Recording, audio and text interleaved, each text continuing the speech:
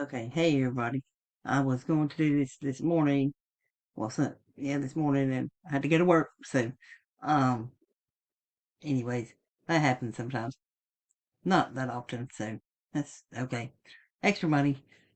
Anyways, tribe sues feds for planned mass removal of wild horse herd on ancestral lands. This is from the 30th. Um,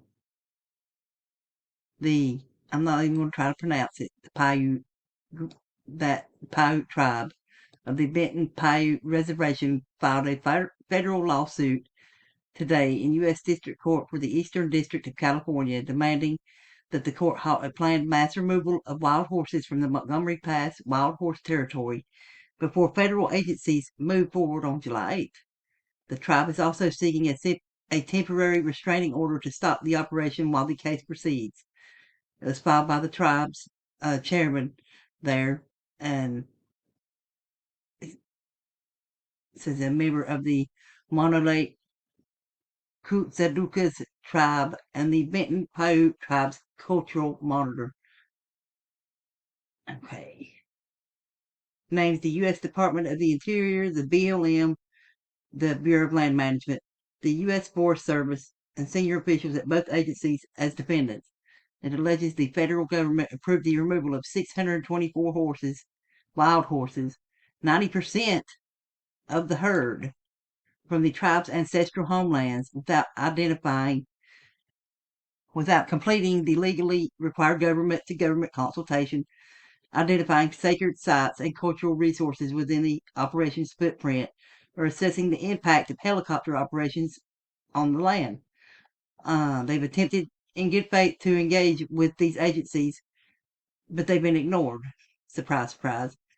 They're asking a federal court to enforce the law that Congress enacted to protect places like ours, because the agencies charged with upholding that law have chosen not to. It's telling you where the mountain pass is there, on the Nevada-California border there. Let's see. Right here. Let's see. Right here. And here is there. It's a map there showing where exactly it is there. Anyway. Let's see. Let me close that out now. Anyways, and also, okay, they announced the removal on June 22nd, saying they pose safety risk and damage habitats. And they plan stipulates they can only sustain 130 to 238 at a time. These people have been living in this on this land for how long? I think they know. They say that here later on. These horses have lived alongside our people on this land since before any of these agencies existed. They are not excess, said Rana. So I'm not even going to try to pronounce their name. Tribal Vice Chairwoman and Tribal Historic Preservation Officer. They are part of who we are and where we come from. What is being planned for July 8th is not management. It is erasure. And we will not stand by while it happens. And here is a petition they have on change.org. If you want to sign that, I'm going to sign it here in a little while after I'm done with this. So, and here is their tribal history. It was established in 1915. The name there translates to hot water place people, a name derived from the Numic language originating from their location next to their ancestral hot springs. A natural flowing spring discharging at 140 degrees Fahrenheit. It's called Benton Hot Springs, and it's not owned by the tribe. It's also also adjacent to the reservation is the historic silver mining town known as Old Benton. And here it's telling their history and everything. If you want to read that, I want to get on to this here. Close these as I go there. Anyway, here's the program they were talking about in the article from the Bureau of Land Management. During the 1950s, Velma B. Johnston, later known as Wild Horse Annie, became aware of the ruthless, indiscriminate manner in which wild Mustangs, listen at me, I'm getting ahead of myself, wild horses were being treated on western rangelands. So-called Mustangers played a major role in harvesting wild horses for commercial purposes during that time. She led a grassroots campaign famously involving many school children. I remember hearing about this when I was a kid. Uh, anyway, newspapers published articles about the exploitation of wild horses and burros, as noted by the Associated Press on July 15, 1959. Seldom has an issue touched such a responsive chord. In 1959, January, Nevada Rep. Walter Baring introduced a bill prohibiting the use of motorized vehicles to hunt wild horses and burros on public lands. The Wild Annie Act became public law on September 8, 1959, but it did not include Annie's recommendation that Congress initiate a program to protect, manage, and control wild horses and burros. The population of wild horses on public lands has declined, it says, by 1971, significantly because of the encroachment of man and the impact of Mustangers. In response to public outcry, Congress unanimously passed the Wild Free Roaming Horses and Burros Act to provide for the necessary management, protection, and control of wild horses and burros on public lands. Richard Nixon signed the bill into law December 18, 1971, and here you can read the full amended text of the law there. And here's about Velma Ron Johnston, a Wild Horse Annie. If you want to read about her there. And here is more about her. It's a Return to Freedom, Wild Horse Conservation. If you want to check that out too. And here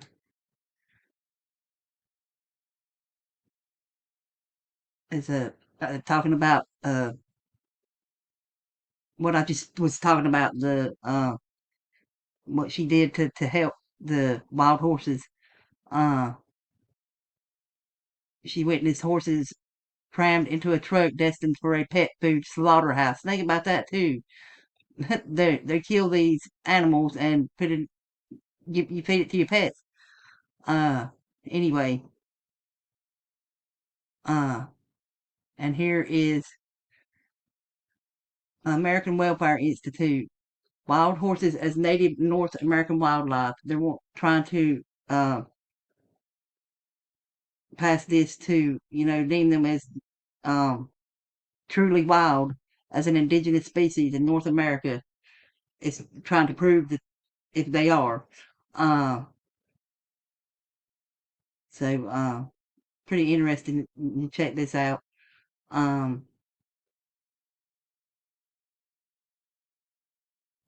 think of the wild horses on the Outer Banks, too as well. But they have to maintain them because it's islands, small islands.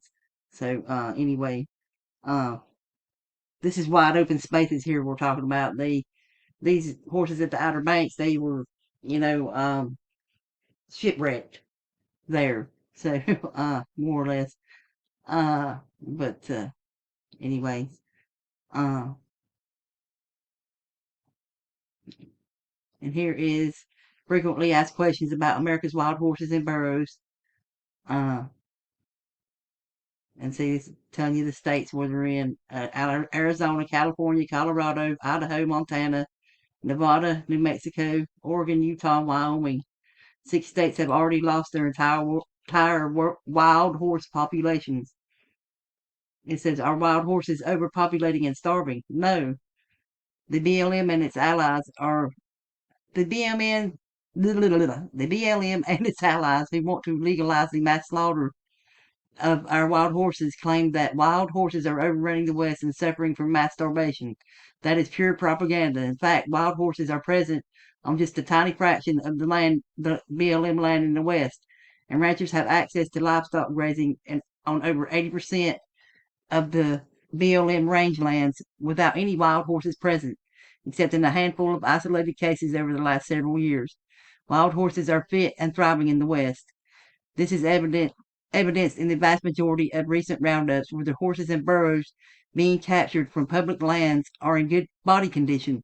Wild horses and burros are not starving, and the only thing overpopulating the West is the massive number of cattle and sheep that continue to degrade our public lands.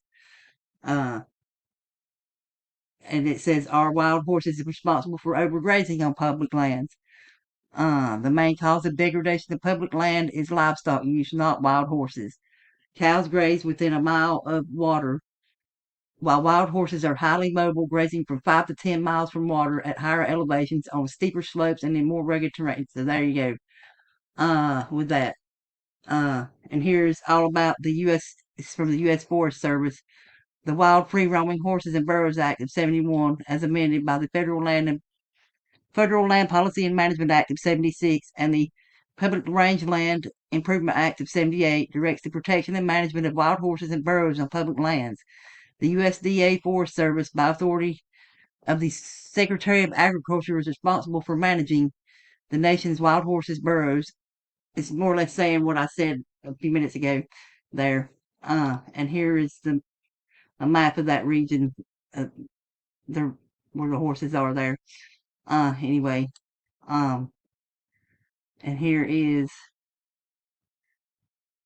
the American Wild Horse Conservation, protecting the wild and free. It's the nation's champion for humane in the wild protection of wild horses and burros on public lands. If you want to check that out as well, the links are below. Uh, anyway, uh, and here's a state. I didn't know this is something else too. I found that these following tribes are formally recognized by their state governments, but not granted federal recognition. That's just wow. Uh, just wanted to point that out there if you want to check that out too. And also, they marked the 150th anniversary of the Battle of Little Bighorn, and it's in photos there. This was from the 26th.